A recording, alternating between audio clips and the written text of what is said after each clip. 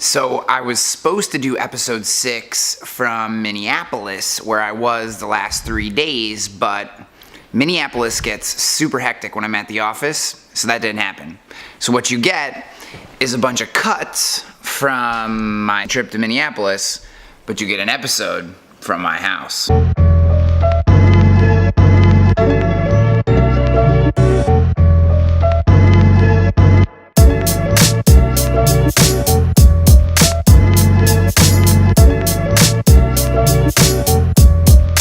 Today we're going to talk about customer loyalty, and in particular, how independent insurance agents improve the customer loyalty. We're going to talk about 7 tactics that you can use, 7 concepts that you can use, 7 ideas, 7 things that have worked for me in the past that I hope will work for you in the future.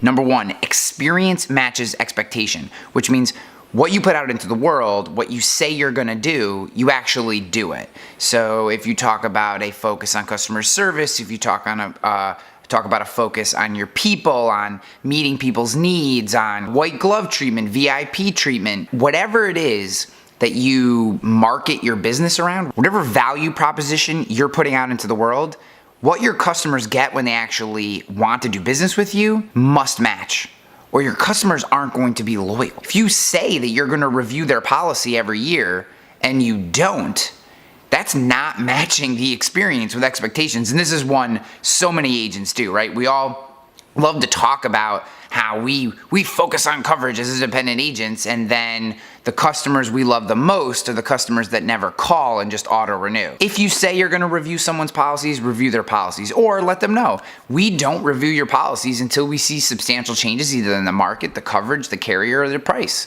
And when we see those things, then we review. So set expectations, meet those expectations, your customers will be more loyal. Number 2, if you want loyal customers, have human beings pick up the phone. I mean, this is a drum that we've been banging in Agency Nation for a long time now. We listen to so many phone calls, and over and over and over again, the poorest customer experience comes from the agencies who don't pick up the phone, who send it to a phone tree, who send it to voicemail. And here's a little side note. This is just a really quick tangent.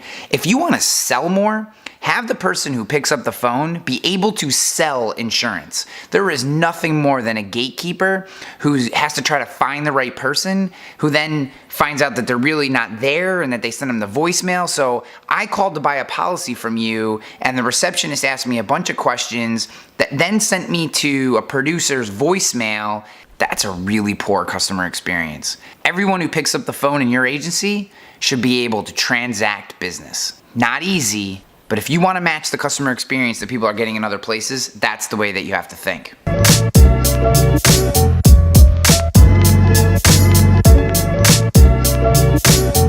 Number 2, and this one actually has to do with the onboarding process or the sales process.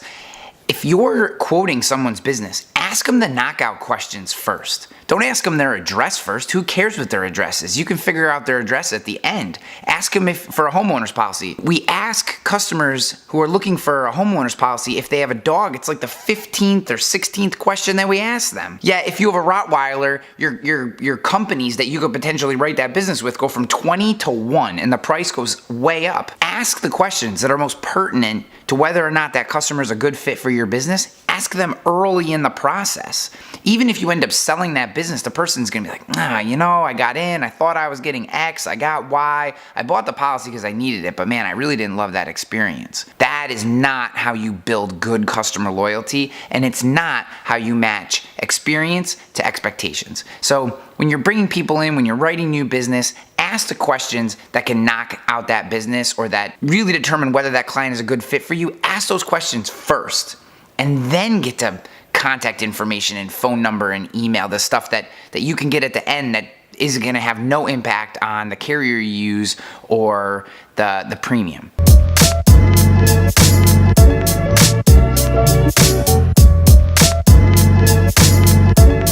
Number 4, and this one's definitely a little tougher, try to connect with your customers on shared values. Try to connect with them on your belief structure, on who you are as a person, on the morality, on your humanity, and this could mean the charities that you support. It could mean whether you're big into your family. If it could mean whether you're big into your community. The shared value structure that you have as a human being, if you can present that to your clients in a way that they can choose whether or not they agree with that structure, we want to do business with people who we like. And if people don't know who you are, if they don't know the values that make you who you are, especially if you're a producer, and in particularly if you're an agency owner, what your agency's value structure is, if your customers have a misaligned value structure, they're not going to be loyal to you. They're just doing business with you until they can find someone that they do like, that they do share values with.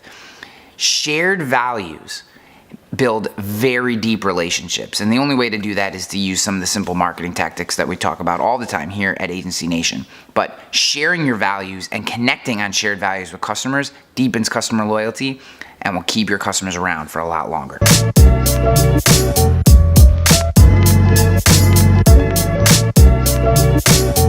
Number 5, and maybe this one seems intuitive, but I think it bears mentioning. Ask your customers how they want to be served and then do that, right? This is just empower your customers. Just simply ask them, how would you like to be contacted? You know, Ryan, I really like to be contacted by text message. Please don't call me during the day at work because I don't want to receive phone calls at work. But if you can hit me with a text, I'll get back to you super quick. Okay, no problem, Sally. That's easy. Ask your customers how they want you to work with them. Ask how they want to be communicated with. Ask what they like and desire out of the experience, and then do those things.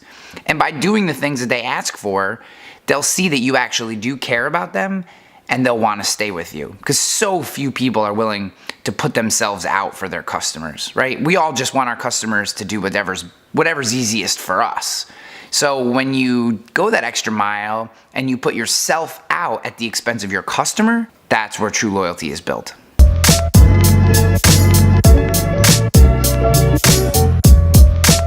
Number 6, just be transparent.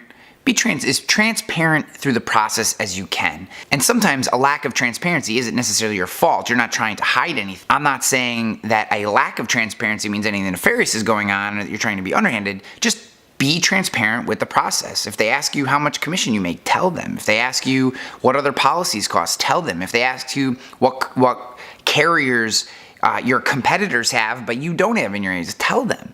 Be transparent, because the moment a customer finds out that you were hiding something from them, even if you didn't necessarily intentionally hide it from them, they're going to leave. They're going to know that trust is going to be broken, and they're not going to be loyal to your agency because they're not going to feel like you're loyal to them as a customer. And like I said, I think a lot of times a lack of transparency isn't a conscious decision. And what I'm asking you to be is be intentional about this. Be transparent about the insurance transaction. And that will build a deeper relationship with people because most of your competition does not do that.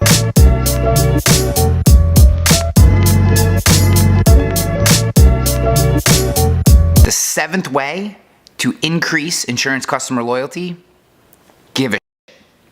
It's really that simple. If you care about your customers on a deeper level, you will do whatever needs to be done.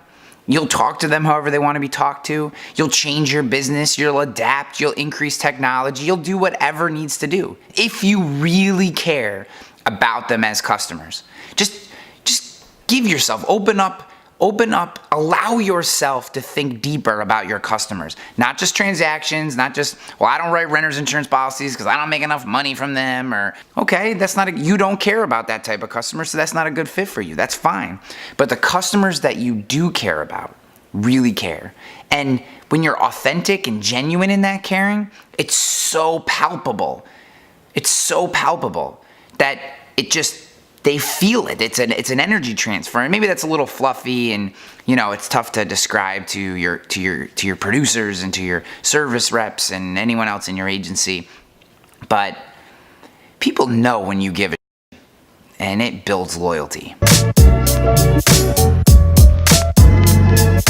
Guys, here's the deal. Getting people in the door is a huge part of independent agency success, but keeping those customers is just as important.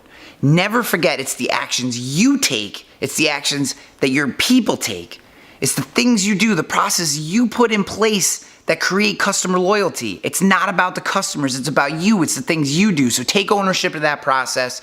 Use some of the stuff you heard in this video. Track a few of the metrics that I talked about today. And over time, I promise you, if you're doing the work, your customer loyalty is going up. We'll see you on the next episode.